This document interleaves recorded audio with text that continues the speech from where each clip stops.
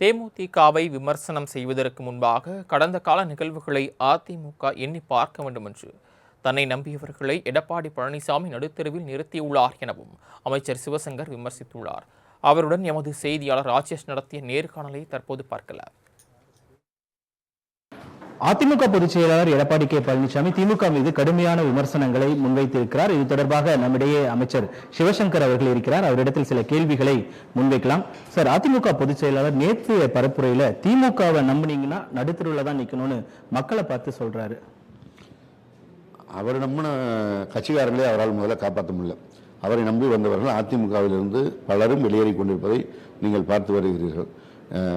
ஒரு வழக்கமாக தேர்தலை சந்திக்கின்ற போது எதிர்கட்சி மீது நம்பிக்கை கொண்டு அவர்களோடு எல்லோரும் இணைகின்ற காட்சியை பார்த்தது போக இந்த முறை மாண்பு தமிழ்நாடு முதலமைச்சர் தலைமையை நம்பிதான் பலரும் வந்து கொண்டிருக்கிறார்கள்.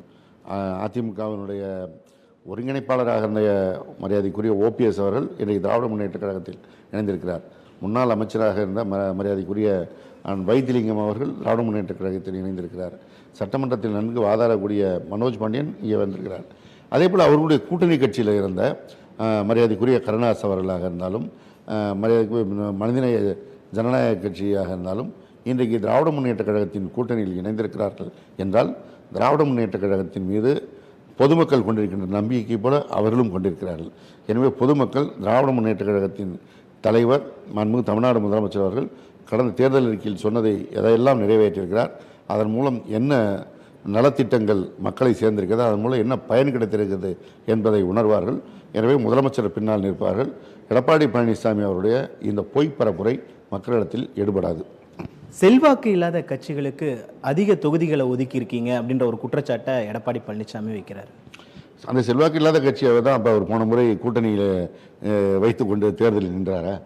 ஒரு முறை எதிர்கட்சியாக இருந்த கட்சியை, ஒரு கட்சியை செல்வாக்கு இல்லாத கட்சி என்று இவர் சொல்வாரானால், இவருடைய அதிமுக கடந்த நாடாளுமன்ற தேர்தலில் எத்தனை இடங்களில் டெபாசிட் இழந்தது, எத்தனை இடங்களில் 3வது இடத்திற்கு சென்றது என்பது நாடறியும். அவர் அறிவாரா என்பதை தான் இனி நாம் கேட்க வேண்டிய இடத்தில் இருக்கிறோம். விஜயனுடைய தாக்கம் இந்த தேர்தலில் இருக்குமா சார்? உங்களுடைய பார்வை என்ன சார்? இது ஏற்கனவே பல அரசியல் ஆய்வாளர்கள் சொல்லிய கருத்துகள் ஆரம்பத்தில் ஒரு ஹைப் கொடுத்துக்கிட்டு இருந்தாங்க. ஆனால் இப்பொழுது படிப்படியாக அவர்களே அந்த பேச்சை குறைத்து கொண்டிருக்கிறார்கள். நாமும் அந்த காட்சியை பார்த்து கொண்டிருக்கிறோம். விரைவில் மக்கள் விடை தர இருக்கிறார்கள்.